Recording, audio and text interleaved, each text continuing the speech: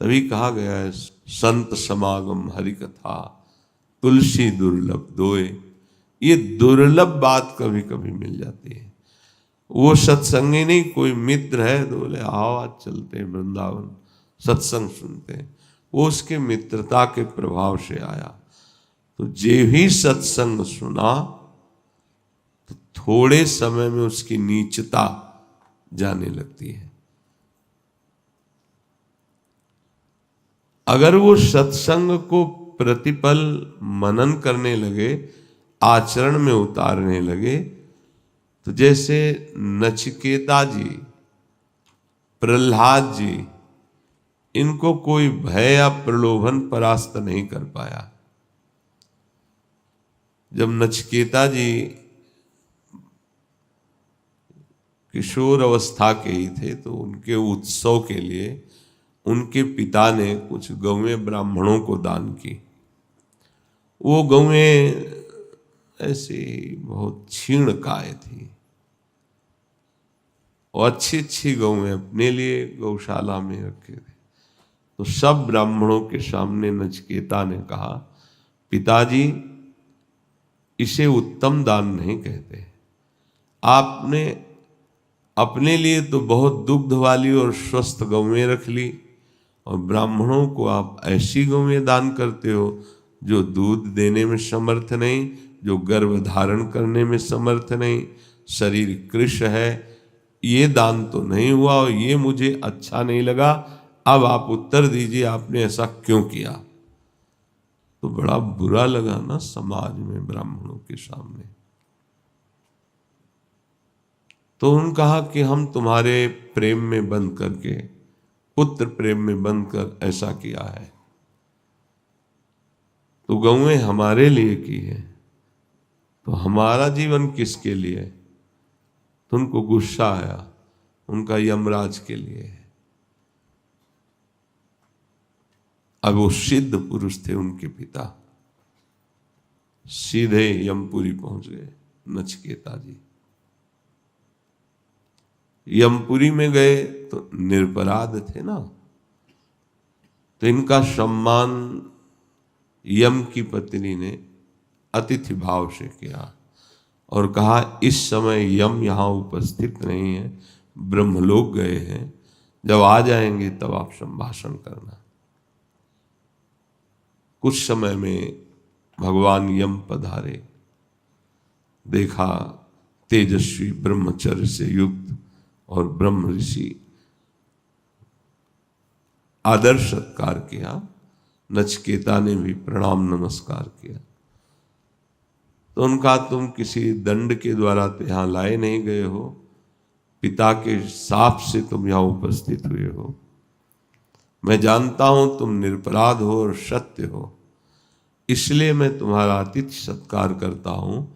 तुम्हें जो चाहिए वो मांग लो, मैं वो सब प्रदान कर दूंगा।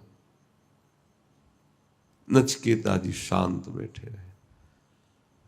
तो उनका मैं तुम्हें भूमंडल का चक्रवर्ती सम्राट बनाता हूं, बहुत सी सुंदरी स्त्रियां तुम्हारी सेवा में रहेंगी, सारे रत्न वैभव तुम्हारे होंगे, पूरी प्रजा तुम्हारे अधीन होगी, तुम स्वीकार कर लो। तो उनका भगवान हमने सुना है कि आपको भागवत धर्म का ज्ञान है और अध्यात्म विद्या का भी ज्ञान है, तो मुझे अध्यात्म विद्या चाहिए। वह नहीं, जो हमने कहा ये सम्राट पद, ये सुख सुविधा स्वीकार कर लो और जाओ। तो उनका भगवान जब आप देना ही चाहते हैं तो मुझे अध्यात्म विद्या दीजिए, भागवत धर्म दीजिए, ये नहीं। तो उन्होंने कहा मैं देवराजेंद्र का पद और उनके समान भोग वैभव और जैसा उनका शासन चलता है ऐसा ही तुम्हारा शासन चलेगा।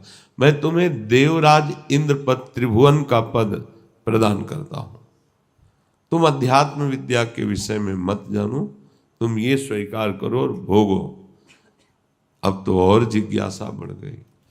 बोले भगवान मुझे देवराज इंद्र पद नहीं चाहिए, मुझे कोई भोग नहीं चाहिए, मुझे ज्ञान प्रदान करें कि मेरा स्वरूप क्या है, उसका कैसे बोध होता है। आत्मज्ञान। कई प्रलोभन दिए, जब देखा नचिकेता जी ने कुछ स्वीकार नहीं किया, तब उन्होंने कहा तुम सच्चे अधिकारी हो ब्रह्म विद्या के, अब कुछ ही दिनों में तुम ब्रह्म विद्या के पारंगत अनुभवी महापुरुष हो जाओगे। तब नचिकेता को प्राप्त हुआ। देखो, लोक सुखों की, भोग सुखों की अगर वृत्ति लालसा युक्त है तो ना तो शुद्ध ज्ञान होता, ज्ञान की बातें होती, बोध नहीं होता। परमार्थ की बातें होती, परमार्थ में चलना नहीं होता। ऐसे ही प्रहलाद जी महाराज, गोद में दुलार कर रहा है हिरण्याकश्यप, क्या बच्चा तुम्हें प्रिय लगता है। उन्होंने कहा पिताश्री मुझे भगवान श्री हरि प्रिय लगते हैं, और 9 प्रकार की भक्ति से उनका जो सेवन किया जाता है वो बहुत प्रिय लगता है। पटक दिया उठा के और आदेश कर दिया इन किन प्रकार इसका वध कर दिया जाए। हर उपाय किए गए, ना प्रहलाद जी डरे, ना भक्ति छोड़ी।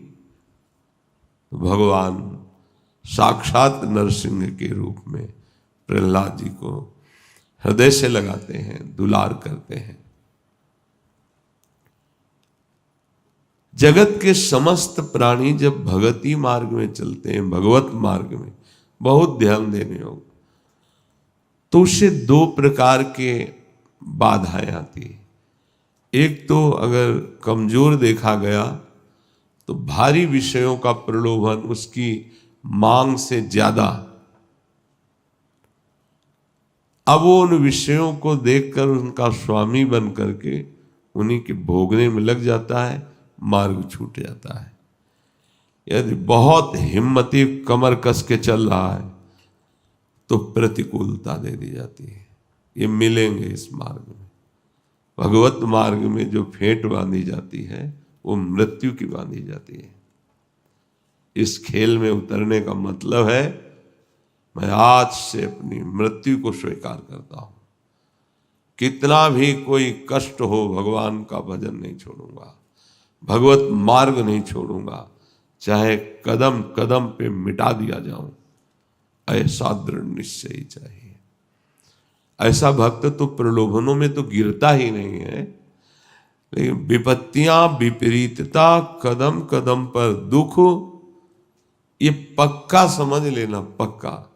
और अगर श्री कृष्ण से प्यार किया, अब मुझे श्री कृष्ण ही चाहिए। मन, बुद्धि, तन, परिवार, प्यार करने वाले सब प्रतिकूल हो जाएंगे। तो ये अकृपा थोड़ी हो रही, इसी का नाम कृपा है, क्योंकि सबका संबंध छूटकर एकमात्र प्रभु से। घबराना नहीं कि अब तो हमें बैलेंस बना के चलना है, ऐसी भक्ति करनी जिसमें ये सब ना आवे। नहीं, अपार सुख भी रहता है, ये बाहरी बातें रहती हैं, आंतरिक ऐसा सुख मिलता है। अब हम कैसे, वो शब्द नहीं है कि कष्ट, विपरीतता, ये प्रभु से अधिक प्यार दिलाने वाली है। ये हमने देखा है। कच्चे घड़े हो तो फूट जाओगे, अगर पक्की निष्ठा है तो रस भर जाएगा। चाहे जैसी, बड़े बड़े महापुरुषों को देखो। रामकृष्ण परमहंस जी के गले में कैंसर था, डॉक्टरों ने कह दिया सत्संग नहीं करोगे। उन्होंने कहा हमारा जीना भी किस काम का, सत्संग तो होगा चाहे कैंसर बढ़े या मिटे। भाई जी महाराज के उदर में कैंसर था, सत्संग तो होगा, चले। तो जब तक रहना है तब तक गुण गाना है, जब आवाज ही न निकले वो बात अलग की बात। कदम पीछे नहीं, ये सूरवीरों का मार्ग है, कदम पीछे नहीं। अगर हम लड़खड़ा के चल सकते हैं तो हम चलेंगे, अगर होश है तो राधा राधा बोलेंगे, बेहोश स्थिति हो तो वो जाने, उनका काम जाने। कदम पीछे नहीं कि बुखार आ गया, ये हो गया, आज अनुपस्थित है। नहीं नहीं, ये प्रवचन नहीं है।